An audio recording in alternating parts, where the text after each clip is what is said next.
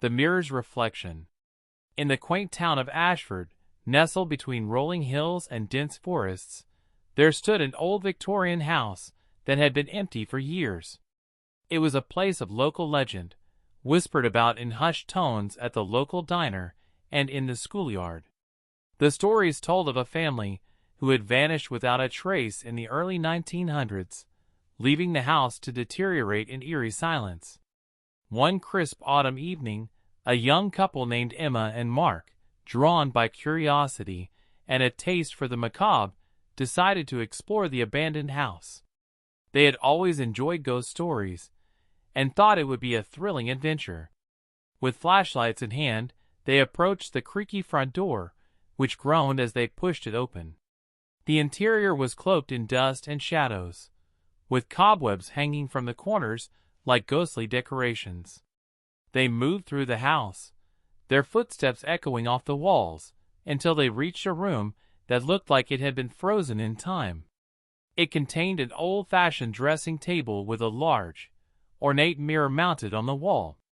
Emma, ever the brave one, was drawn to the mirror. She wiped away a thick layer of dust with her sleeve and glanced into it.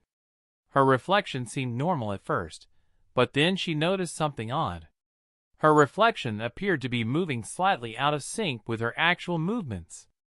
Emma laughed nervously, thinking it was just a trick of the light. Mark, feeling a chill in the air, suggested they should leave. But Emma, intrigued by the mirror, insisted they take a few more photos. As they set up their camera, they noticed something even more unsettling.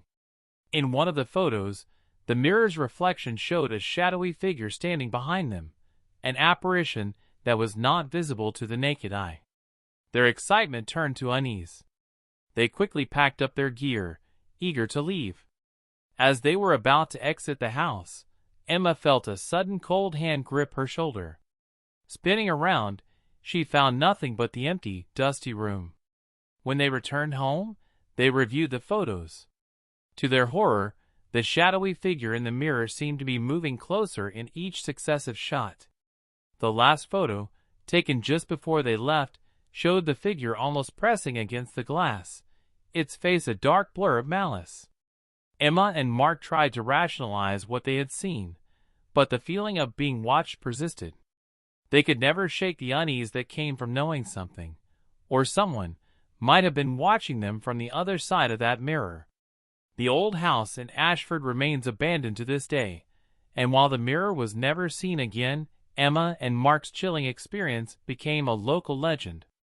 The story serves as a reminder that some places hold secrets best left undisturbed, and some reflections are better left unseen.